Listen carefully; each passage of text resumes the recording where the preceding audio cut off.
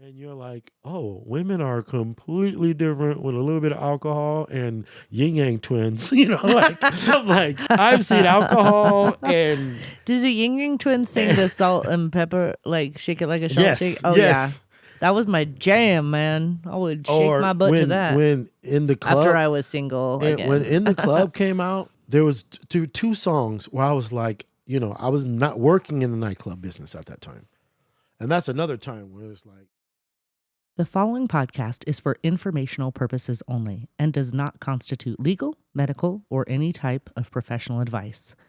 While we strive to provide accurate and up-to-date information, laws and regulations surrounding sexuality, relationships, and consent can vary by location and are subject to change. If you have specific legal or medical concerns, we strongly recommend consulting with a licensed professional in your jurisdiction.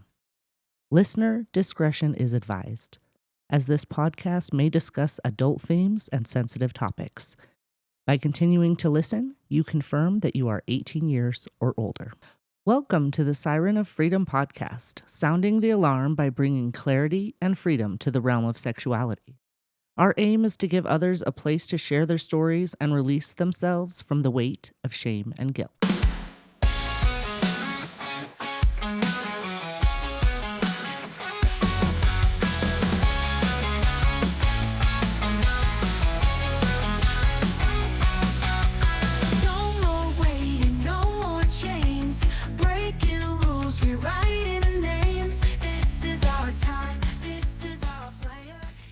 Welcome to another episode of the Siren of Freedom podcast. I'm your host, Siren, here with my producer and husband, Socrates.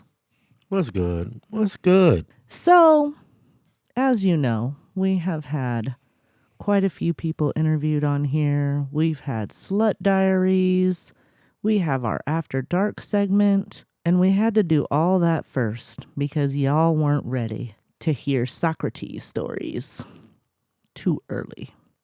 So, if this is your first one, you should probably go back to the start and just ease your way in because it's about to get nasty. So, when I met Socrates, we met on Bumble, and he was just looking for some more bitches to fuck. Let's be real here. He was a hoe. I was a hoe. It was perfect. And then the two hoes got married. So tell us about your hoe start. Take us back. Take us back to your upbringing. Buckle up, people. It's very different from mine. Well, I was born in 1972. No. Yeah. So yeah, I don't know where to start. Where do you think I should start? Wherever you want. Well, we always ask people about their family dynamic. Yeah. Okay, so yeah. My mom and dad divorced when I was like 2, and my dad came back kind of a little crazy from Vietnam. So yeah, we should talk about that. So I was kind of moved around a lot. My mom was a Rolling Stone. She's a great mom. I had great parents, besides the in and out of jail stuff. But yeah, my dad was awesome guy. Stayed in touch while he was in jail. Very involved. And then my mom met a pimp named Joe Jefferson. And she moved to California where I grew up. And she met my dad that raised me. And our household, we didn't talk about sex at all. Like you didn't talk about it. It wasn't something discussed. And then my mom was just like, my mom's a really direct, like black mom, black and Hispanic mom or whatever. She would just be like, boy, don't do this, don't do that. That was my birds and bees story, Don't do this, don't do that. These girls out here, they want to do this, they want to do that. And so, living where I lived, I kind of had a lot of free time and, was doing my own thing and wasn't in the best neighborhoods or whatever, but I lost my virginity when I was like 12 in a threesome. The girl grabbed us. Initiated by the girl. She initiated 100%. Like, almost like I look back and I'm like, I wouldn't believe it. If somebody told me the story, I wouldn't believe it. She just grabbed me, because we would flirt and talk and kiss or whatever. But one day she just grabbed me and one of my frenemies. Yeah, because he was a bully. He bullied me a lot at that time. She just grabbed me, took us across the street, went to some bushes, and just let us do it right then and there. Well, kind of describe more what happened because you're just like, I lost my virginity in the bushes. Yeah. Okay. But like, tell us what So happened. this is junior high. Is this girl, really beautiful girl. Back then we call her Fast. You know, Was she Shaniqua Nene? her name was Rose. The funny thing is, back then she didn't like to talk about it. She was Dominican, but back then we didn't talk about that kind of stuff. Yeah, especially in Southern California and being person of color. And so anyway, her name was Rose, and beautiful girl. And we were just chilling at school one day, junior high, just chilling. And she grabbed me and grabbed my friend of me, my homie, and she took us across the street. And then, well, what did she say to you? Like she just said, "Come on, let's go." You make it sound like a kidnapping. No. She just kind of just grabbed my hand, and I'm like, if a beautiful girl grabs your hand and says, "Come on," you pretty much going, right? And so, because boys are dumb. Yeah, we are dumb. Yes. And so she just grabbed us. We didn't say much. We was like, okay, whatever. And then we went across the street, which we weren't supposed to do. But, back then, we do that all the time and get into fights or watch a fight or whatever. So right across the street was, I think it's this old school office or dental office or whatever, had large trees. And it was this little thing where I don't know, it's like the trees were surrounding it. And so inside the trees, it was like traffic and everything was going by, but you couldn't see inside. So she told us, like, yeah, I want to fuck both you guys. I didn't believe her because, I was virgin. I didn't know how that worked. And my boy's like, man, let's go. And he was this type of dude.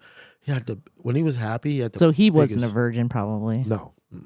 No. Yeah, he probably lost his virginity at 10 or something. I don't know. He's the same age as I was. But they was like, okay. And he just pulled the pants down. And the weird thing is they were doing it standing up, facing each other. He didn't even bend over. It was just like straight. I'm like, I don't even know how that works. But they were just doing it. He was laughing. He had this biggest smile on his face. He just stuck it in like... Yeah, like nothing. No condom. Oh, no, back then, no. You guys could have got her pregnant right then. You don't know. Oh, 100%. Probably. Could have, yeah. And then when it was my turn, I put it in and maybe like 2 strokes. And I was like, oh, that's what they're I literally said out loud, oh, that's what everybody's talking about. I forgot to even tell it. I forgot that part of it. But that's why I want the details. I was like, and I melted. I literally was like, oh, that's what they're talking about. And she looked at me like, nigga, she said, nigga, what?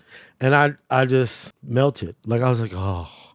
Did you come already, like in 2 strokes?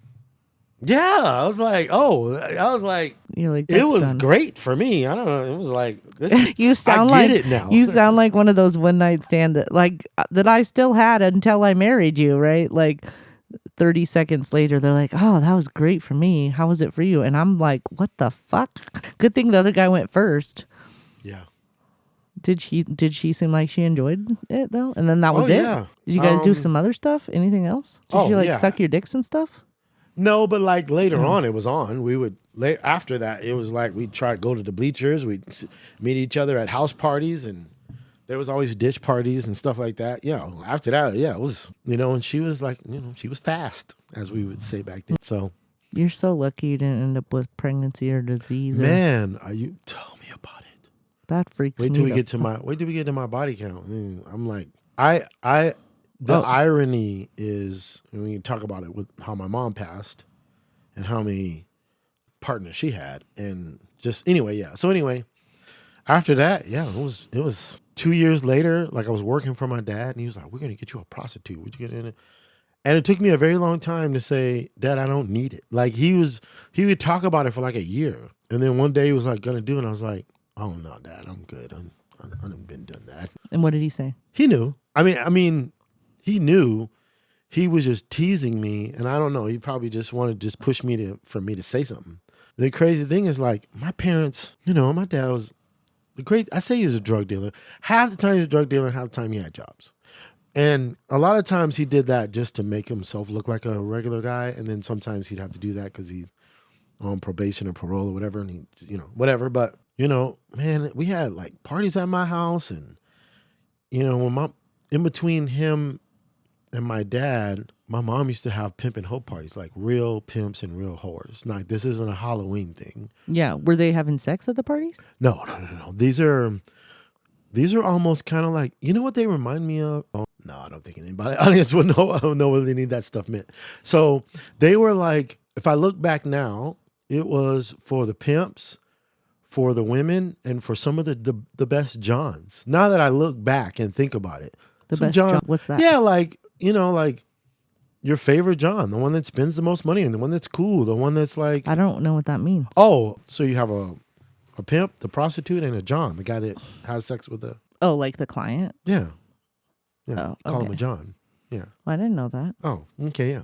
Babe, I grew up with a pastor Yeah, for a you're dad. right. You're right. You're right. And you're you right. grew up with a drug dealer for a dad, and you expect me to know? No, Yeah, you're right. You never even told me that before, or I didn't hear you. You told me. Well, you're right, because like you said, I just talk about certain. You're always like, oh, he's always just repeats the same part of the story. Because I just talk about like a certain part of it, and then, like you said, nobody's really asked me any details. But yeah, so I just grew up. Sex was just, it was always around. You never talked about it. You know, like I was the non-alcoholic bartender for the pimp and hoe parties. I think he had 2 that I remember.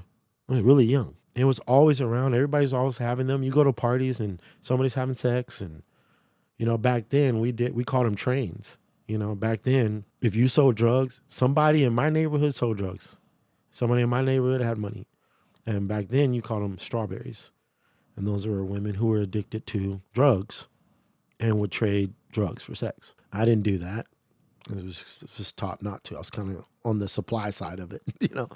But it was just all around me all the time. All the time. And then you blush at the way I talk to my kids. And mind you, my poor sons, at this time, to my knowledge, most of my kids are virgins. And they're not like, they're way above 12. And we talk about stuff like that all the time. And you're like, oh, God. Yeah, I did. Because we talk about it. We're talking about it. They're not doing it. Yeah. It was the other way around. It was like, you just talk about it. You couldn't watch it on TV, you know. You know, when my dad was balling, we had all the channels. So, you know, I had all the porno channels and all that kind of stuff, but it was everywhere. You know, the magazines were there, the videos were there, everything was all around you. And where I grew up, from junior high on up, it was accessible. And if you balling, you were selling drugs, you know, you had a little Monte Carlo on some, you know, on some Dayton's, you know, the damn Dayton's cost more than Monte Carlo, you know, and, you know, don't have a old school ride, you know, don't have a 6'4" Impala or don't have an old school like El Camino and have some money and be wearing Nikes. Oh, you just, didn't matter what age you were getting it. But then a lot of guys like us who were broke, we just, you know, had game. So we were having sex all the time. What's all the time? Every day? No. Like when you're a teenager, it was just whenever you can get to a party or walk to her house or something, you know? There was at one point, one summer, I had it every weekend, probably every weekend. Unless I was grounded or out of town. Yeah. Because where I lived, we lived in LA, northern part of LA County, and we would drive down to Pacoima, Panorama City area, and I had girls down there too, you know. So if I was visiting my grandmother, I had girls there. Yeah, I remember like I could have, but I was just raised not to, right? And I was so worried about pregnancy that I was like, there is no way. I am not risking it for, you know, I just know I would get pregnant. Right. So I didn't. But I had, you know, guys ask me all the time. And I was like, I just wasn't. I made out with guys and stuff, but I just wasn't willing to take the risk. And you know how I grew up, you know, I had a decent grasp on Spanish growing up, but I didn't learn it fluently until I got older. Mm-hmm. But I knew enough to talk to them Latin mommies. And that was like, that opened it up because a lot of black men didn't. Yeah. And so that opened it up for me. And then I was into everything. Like I gangbanged because I had to, you know, and that was it was getting popular, especially when NWA came out. But I was also a backup dancer for a rap group. And at what point did you ever, did you start using protection or worrying about getting girls pregnant or anything like that? You're like, I mean, I remember probably wasn't until after my son was born. After your first marriage? Yeah. That's crazy. Then I didn't take it seriously until then. Then you were like, oh, babies can happen. That's crazy. But you know what? Admittedly, it's like, you know, I was a virgin until I got married to my first husband. and then only was with him. And then when we got separated, then I started being crazy. But it's like, I only, like, I couldn't have kids after that. You know, I had taken care of that. And so I was like hit or miss with protection. But I never got an STD or an STI. Yeah. I never have to this day. Yeah. And it's like, You have definitely played with fire.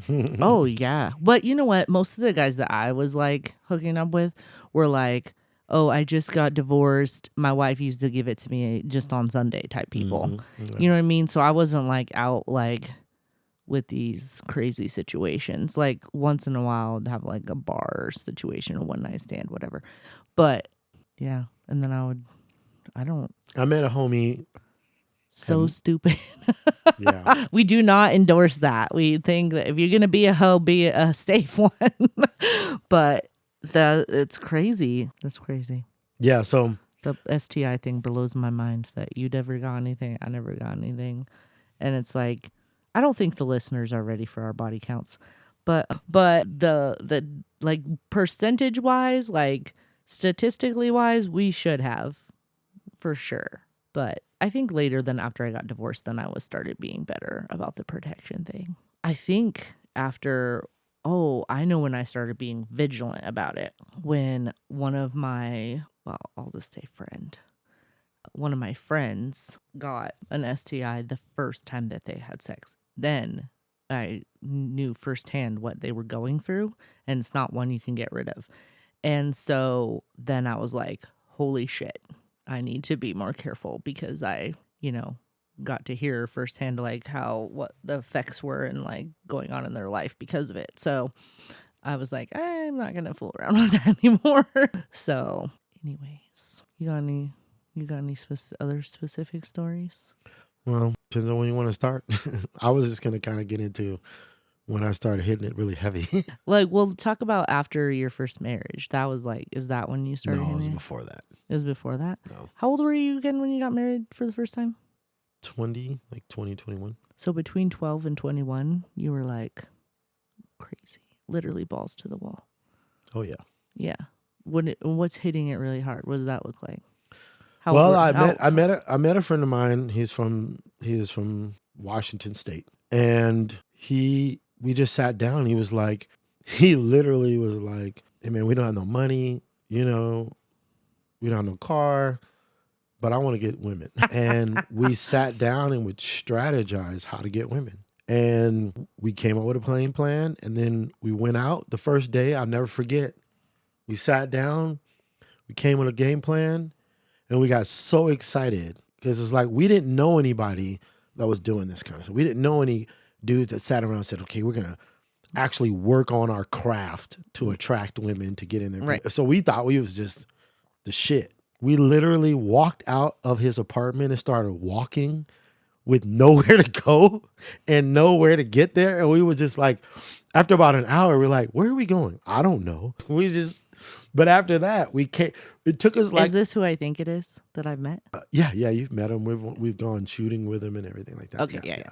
So Hilarious. After that, we had to come up with a plan on how to get to places because we didn't have a way to get there. How old were you? 16, maybe. Yeah, Oh, okay. 16, and we figured out like how to get there.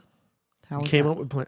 No, we just started with girls that liked us and got them to give us a ride, and then found a way to ditch them if we didn't really want them. You guys are awful. And then, hey, this is the real truth, girls. This is the real truth. And then get the girl you want. Then he moved It's kind of back. like take the job you have to take until you get the job you want to take. Exactly. Same with women. And we Okay. took care of them. The ladies were happy. They just wanted more. You got more than 2 or 3 strokes in, like when you were 12. That's good. Yeah. That's good. I would like to find them and get a review.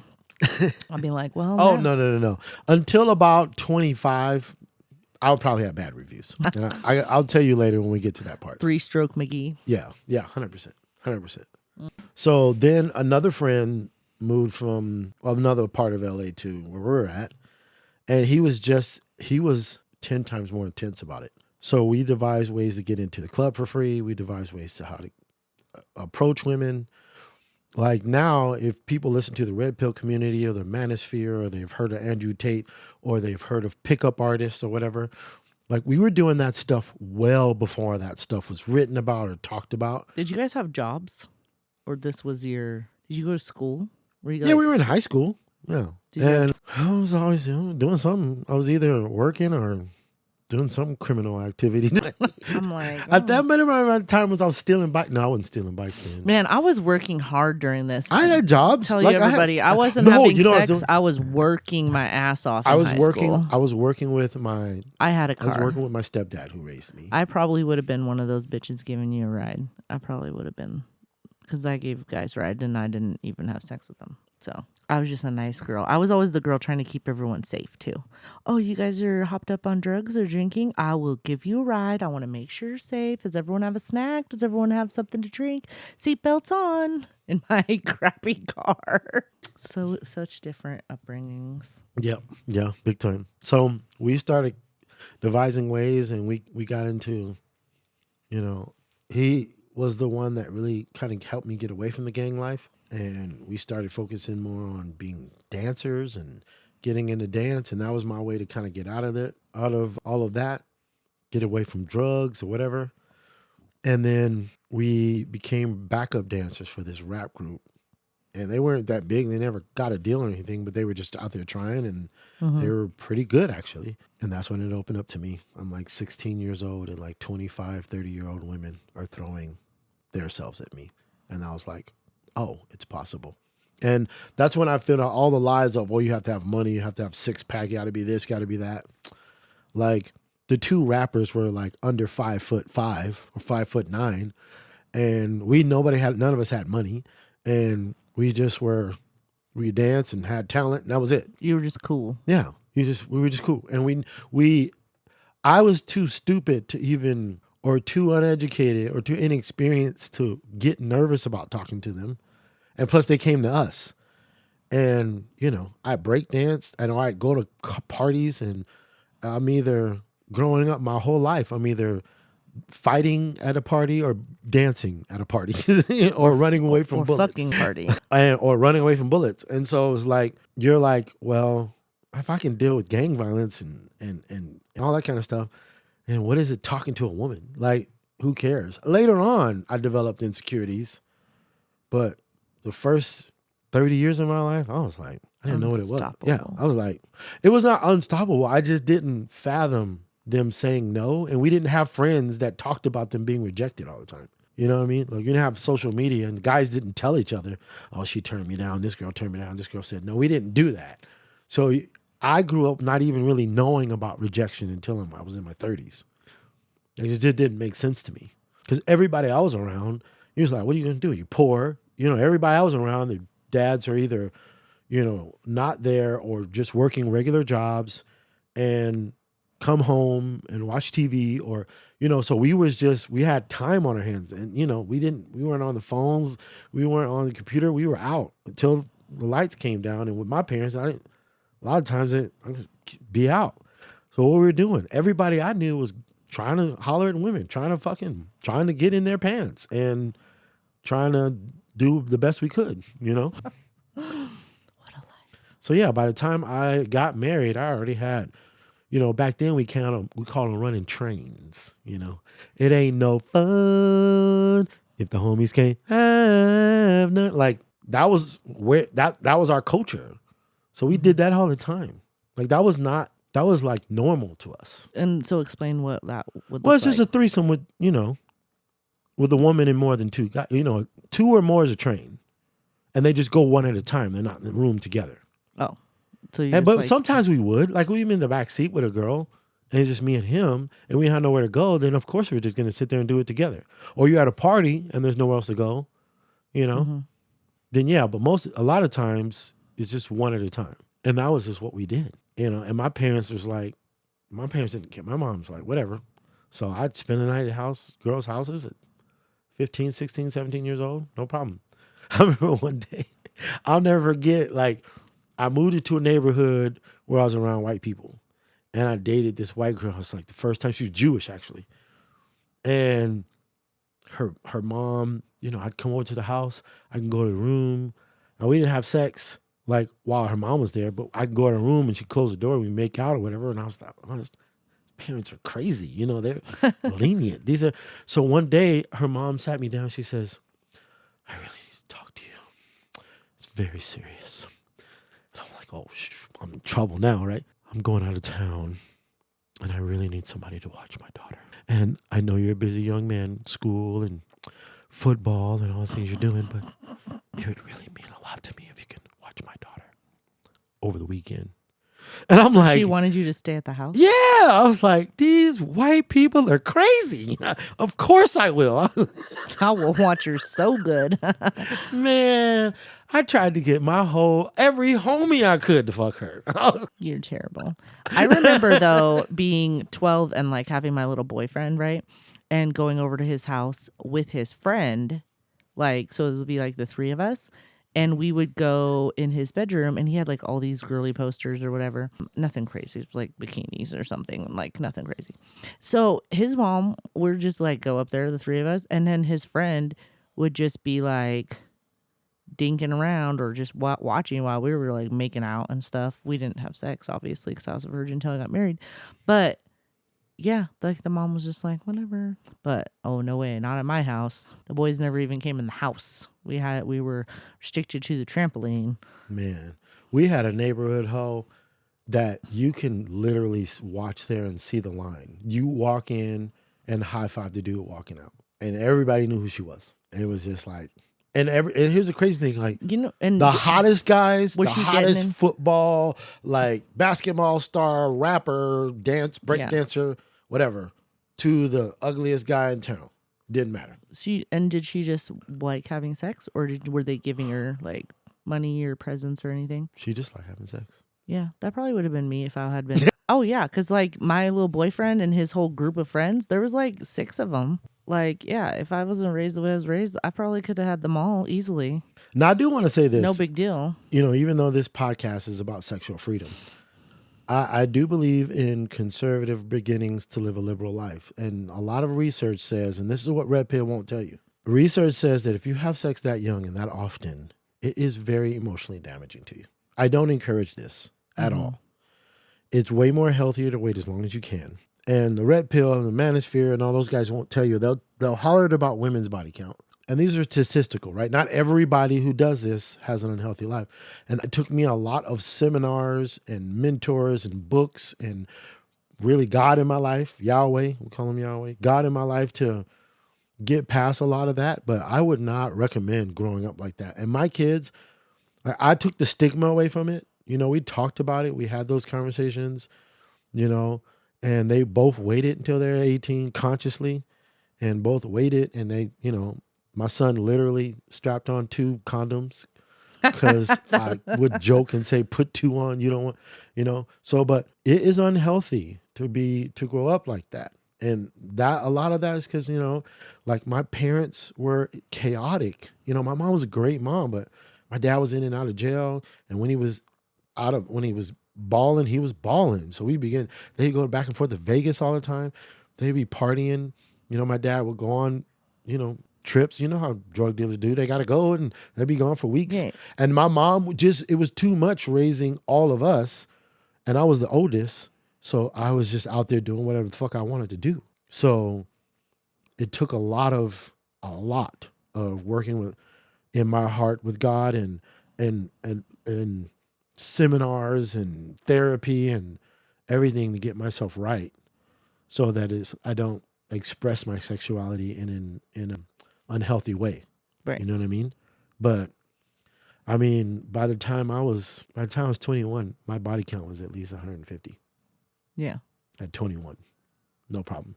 A lot of that was because I was in the nightclubs. A lot of that was because I was touring the western side of the state as a backup dancer for a rap group when rap was like, what do you think kicking off? The most people in 24 hours? Like up to that point? Oh, it's like 4. Oh. It wasn't crazy. Yeah, one of my friends did 6, and I was like, whoa.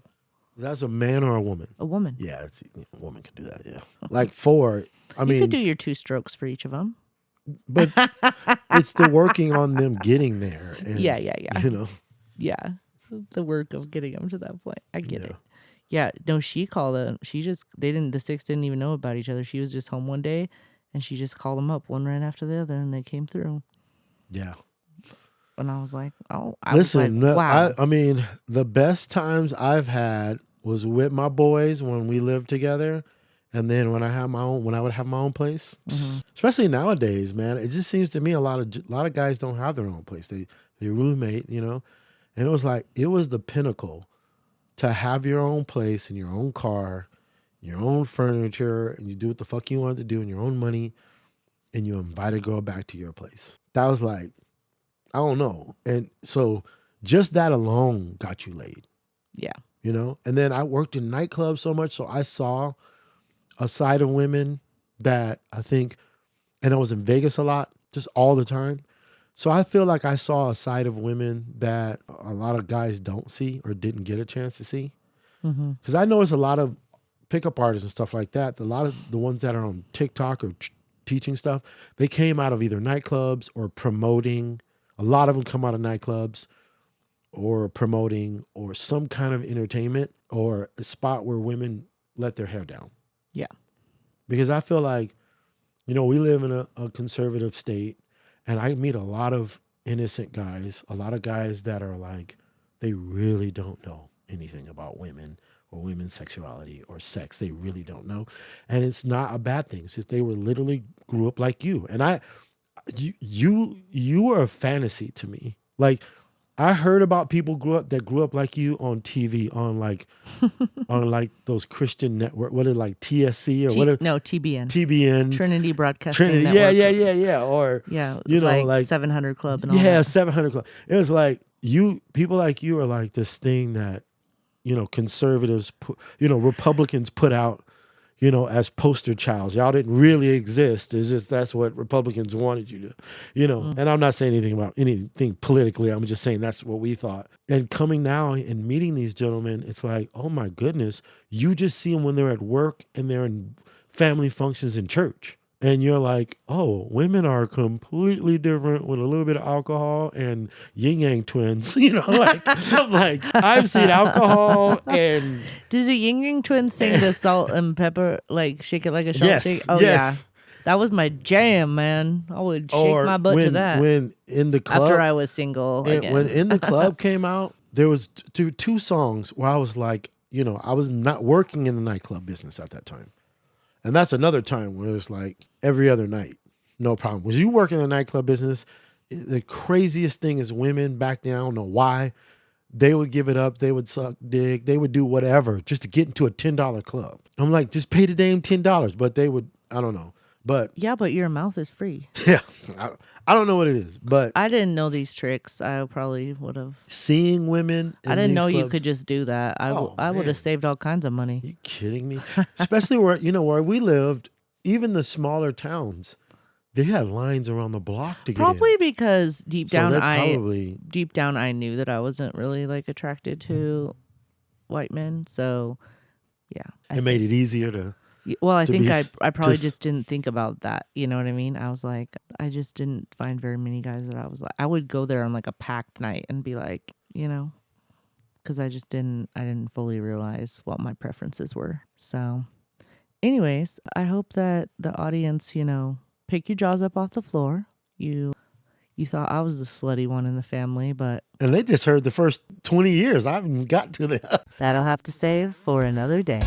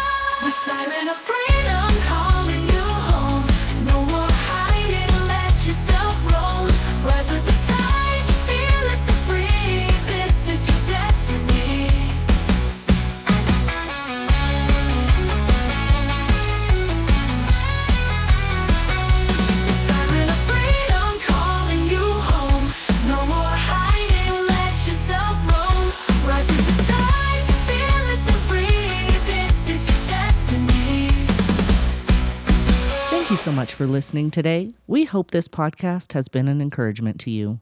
You can find us on our website, thesirenoffreedom.com, and also on social media and Patreon under the Siren of Freedom podcast. Your support is what helps us continue to sound the alarm of freedom.